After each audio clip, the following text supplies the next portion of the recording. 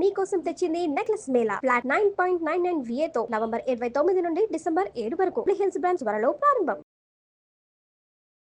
Suman TV ప్రేక్షకులకు నమస్కారం. ప్రస్తుతం మనతో పాటు ఉన్నారు సుప్రసిద్ధ జ్యోతిష వాస్తు పండితులు బ్రహ్మశ్రీ డాక్టర్ నాయకంటి మల్లికార్జున శర్మ గారు. వారితో మాట్లాడదాం.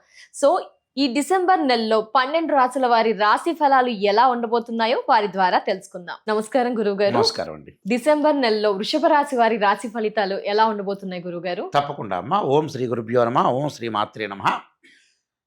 ప్రధానంగా వృషభ రాశికి అధిపతి శుక్రుడు అవుతాడు. అంటే శుక్రగ్రహం యొక్క వాళ్ళు ఏదైతే రాశ్యాధిపతి శుక్రుడు అవుతాడో కొంచెం లగ్జరీగా ఉండాలని, సుఖాన్ని సౌఖ్యాన్ని అనుభవించాలని ఎక్కువగా ఆలోచన చేస్తుంటారు. అంటే శుభ కార్యక్రమాల్లో పాల్గొనే అవకాశాలు, వాహనాలు కొనుగోలు చేయటం, బంగారు ఆభరణాల మీద బాగా ఎక్కువ ఇష్టం, అపార్ట్మెంటు, ఇళ్ళు ఇలాంటివన్నీ కూడా లగ్జరీగా ఉండాలని ఆలోచన చేసే తత్వం వృషభ రాశి. అంటే ఒక 10 మందిలో 6గురికి అలా ఆలోచన చేస్తారు, 6-7 నెంబర్స్. అయితే ఈ డిసెంబర్ మాసంలో ఏ విధంగా ఉందో మనం చూసుకుంటే ఇవన్నీ కూడా గోచారరీత్యా చెప్పబడే ఫలితాలు. ప్రేక్షకులందరూ కూడా గమనించారు, ఇవి బర్త్ చార్ట్కి సంబంధించినవి కాదు. బర్త్ చార్ట్ అంటే ఏమిటంటే ఒక చెట్టు ఉంటే ఆ చెట్టు కింద వేళ్ళు ఉంటాయి చూసారా, ఆ వేళ్ళు ఎప్పుడు కూడా భూమిలో ఉంటాయి, అది బర్త్ చార్ట్. ఇలా పైన కాండం వచ్చి కొమ్మలు వచ్చి ఆకులు వస్తుంటాయి. ఈ ఆకులు ఏమవుతుంటే రైన్ సీజన్లో వస్తాయి, వింటర్ సీజన్లో అలానే ఉంటుంది, సమ్మర్ సీజన్లో కింద పడిపోతుంది.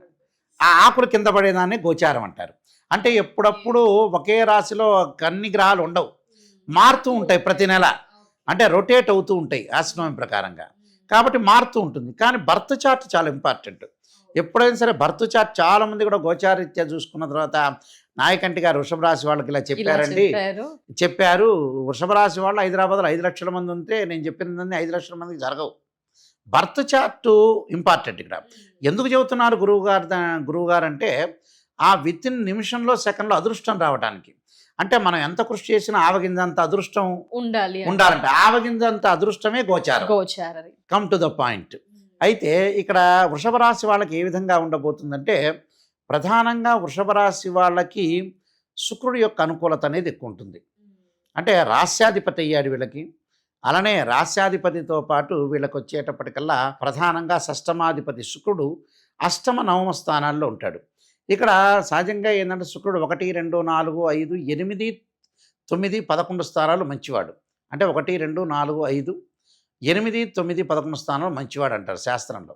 కాబట్టి ఇక్కడ అష్టమంలో ఉన్న నవమంలో ఉన్న శుక్రగ్రహం అనేది మంచిది. అంటే వాళ్ళకి డబ్బులు అనేది ఇంక్రీజ్ అయ్యే అవకాశాలు బాగా ఎక్కువ ఉంటాయి. అంటే ఫైనాన్షియల్ పరంగా డెవలప్మెంట్ ఉంటారు, సుఖాన్ని అనుభవిస్తారు, ఎంజాయ్మెంట్ చేసే అవకాశాలు ఎక్కువ ఉంటుంది.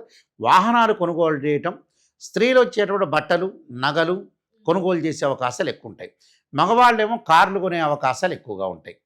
కాబట్టి ఇక్కడ శుక్రుడు వల్ల శుభ కార్యక్రమాల నిర్వహణ, వివాహం కాని స్త్రీ పురుషులు ఎవరైతే ఉంటారో వాళ్ళకి తప్పకుండా మంచి జరిగే అవకాశాలు ఎక్కువగా ఉంటాయి. మంచి సుసంపన్నమైన కుటుంబం నుంచి అబ్బాయి కానీ అమ్మాయి కానీ వచ్చే అవకాశాలు ఎక్కువగా ఉంటాయి. సో శుక్రగ్రహం అనేది చాలా బాగుంటుందని చెప్పుకోవచ్చు. అంటే దానికి మంచి మార్కులు పడతాయి. ఓకే. తర్వాత మిగతా గ్రహాల యొక్క కలయికను మనం చూసుకునేటట్టయితే వ్యయాధిపతి కుజుడు వీళ్ళకి వచ్చేటప్పటికల్లా ధనుస్సు రాశిలో సంచారం చేస్తాడు. అంటే అష్టమ స్థానంలో కుజుడు యొక్క సంచారం వల్ల ఇబ్బందులు లేకుండా చూసుకోవాలి. అంటే బంధుమిత్రులతో సహనంగా ప్రవర్తించటం, లౌకిక జ్ఞానంతో ఉండటం, ఎవడేం చెప్పినా కూడా సరే అని చెప్పే స్థితికి రావాలి. అంటే కాంట్రవర్షన్ కంటే కాంప్రమైజింగ్ ఇస్ బెస్ట్ పాలసీ. అలా వెళ్ళిపోవాలి. అంటే ప్రతివాడు నిర్ణయం అనేది మనం ఆలోచన చేయాల్సిన పని లేదుగా. ప్రతివాడు ఒక నిర్ణయం చెబుతాడు, వాడికి ఇష్టంగా నిర్ణయం చెబితేనే కరెక్ట్. అది అవును, లేకపోతే సత్యము అసత్యం అనేది లేదు అక్కడ. వాడికి అసత్యం అని తెలిసినా కూడా వాడు చెప్పిన దానికి మనం కరెక్టు అంటే ఈ రాజకీయ నాయకుడు మంచివాడంటే వాడు చెడ్డ చేసినా మంచివాడు కాకపోయినా ఓకే అని చెబితే చాలు. అక్కడితో ఈ కలియుగంలో మొత్తం అలానే చెప్పాలి, అలానే నడుచుకోవాలంటారు. 100% దానిలో డౌటే లేదు ఆ విషయంలో. ఇక నేను చెప్పానంటే తిరుగులేదు, నా ముందు 1,00,000 మంది కూర్చున్నా ఇదే విషయం చెబుతాను. అదే జరుగుతుంది. అలా జరిగితేనే ప్రజల్లో ముందుకు వెళ్ళగలుగుతున్నారు. కాబట్టి అలా ఆచితూచి అడుగు వేయాలి, లేదా కాంట్రవర్షన్ అనేది పడకూడదు. కుజుడు యొక్క ప్రభావం అలా ఉంది.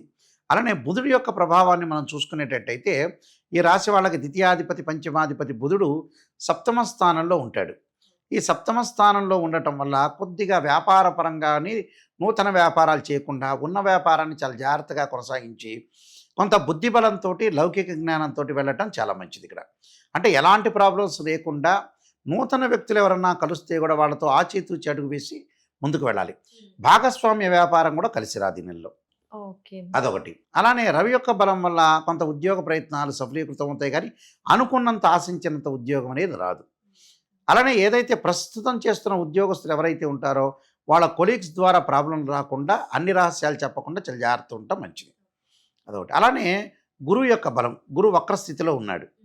మిథున రాశిలో డిసెంబర్ 5వ తారీఖు నుంచి వక్రస్థితిలోకి వస్తాడు. అంటే డబ్బులు ఖర్చు అయ్యే సూచనలు ఎక్కువ ఉంటాయి. అంటే డబ్బులు మనీ పరంగా వస్తూ ఉంటాయి, ఇన్కమ్ అనేది గ్రోత్ అవుతుంటుంది. గ్రోత్ అవుతున్నా కూడా ఎక్కడొక్కడ ఖర్చు అవుతూ ఉంటాయి. అంటే వృధా ప్రయాణాలు, వృధా ఖర్చులు కాకుండా చూసుకోవాలి. అలానే శని వక్రస్థితిలో ఉండటం వల్ల వృత్తిపరంగా అనుకూలంగా కొద్దిగా కేర్గా ఉండటం మంచిది. రాహు యొక్క బలం వల్ల లాభాలు కలిగే అవకాశాలు ఉంటాయి, అధిక లాభాలు. అంటే ఇళ్ళు కొనుగోలు చేయటం, ప్రయాణాలు చేయటం, అలానే ఫైనాన్షియల్ పరంగా చిన్న చిన్న డెవలప్మెంట్స్ ఉంటాయి. అంటే చిన్న చిన్నవే కానీ పెద్ద డెవలప్మెంట్స్ అనేది ఉండదు. విదేశాల్లో ఉన్న వాళ్ళకి మటుకు గ్రీన్ కార్డు హోల్డర్స్ అంటారు, ఆ దేశం యొక్క పౌరసత్వం లభించే అవకాశాలు ఎక్కువగా ఉంటాయి. అలానే కేతు యొక్క బలాన్ని మనం చూసుకునేటట్టయితే కేతు చతుర్థ స్థానంలో ఉంటా. తల్లి యొక్క ఆరోగ్యాన్ని విషయంలో జాగ్రత్త ఉండాలి. తల్లి యొక్క ఆరోగ్య విషయంలో కానీ వాహనాలు కొనుగోలు చేసేటప్పుడు కొంత భద్రతగా ఉండాలి, చాలా జాగ్రత్తగా కొనుగోలు చేస్తారు, కానీ ఆ విషయంలో కూడా కొంత అప్రమత్తంగా ఉండటం చాలా మంచిది. అంటే ఇలాంటివన్నీ కూడా జీవితంలో నిత్య సత్యాలు. ఎప్పుడూ కూడా నెగిటివ్ అయినా పాజిటివ్ అయినా మన ప్రేక్షకులు గమనించాలి. పాజిటివ్ చెప్పేటట్టయితే రాశిఫలాలు చూడక్కర్లా. నిజాన్ని తెలుసుకుంటేనే శ్రీయ లోపం పెరుగుట పెద్ద విద్య, లోపం ఎరిగిన వాడే పూర్ణుడవుతాడు. అలా నిజాన్ని తెలుసుకోవాలి. ఇవన్నీ కూడా గోచారీత్యా చెప్పబడే ఫలితాలు. జాగ్రత్తగా గమనించి ముందుకు వెళ్ళాలి. అయితే ప్రధానంగా కొన్ని రెమెడీస్ చేసుకుని ముందుకెళ్తే వృషభ రాశి వారి రెమెడీస్ ఏంటి గురుగారు? దత్తాత్రేయ స్వామి యొక్క పాలన చేయాలి, దత్త కవచం చదువుకోవాలి. వీలైతే ముఖ్యంగా గణపతి యొక్క ఆరాధన చేయాలి. గరికతోటి గణపతి యొక్క ఆరాధన చేయాలి. అలానే విద్యార్థులకు కొంత వేరే వ్యాపకాల మీద ఉండే అవకాశాలు ఎక్కువ ఉంటాయి కాబట్టి విద్యార్థులు కంపల్సరీ కూడా దక్షిణామూర్తి స్తోత్ర పాలన చేయడం వల్ల కూడా మంచి జరిగే అవకాశాలు ఎక్కువ ఉంటాయి. ఆరోగ్యపరంగా ఇబ్బందులు లేకుండా ఉండడానికి శరీరే జర్జరీభూతే వ్యాధిగ్రస్తే కలేబిరి ఔషధం జాహ్నవీతోయం వైద్యో నారాయణ హరి అనే మంత్రాన్ని చక్కగా చదువుకోవడం వల్ల వీళ్ళకి మంచి జరిగే అవకాశాలు ఖచ్చితంగా ఉంటాయి. ధన్యవాదాలు గురువు గారు. నమస్కారం. నమస్కారం.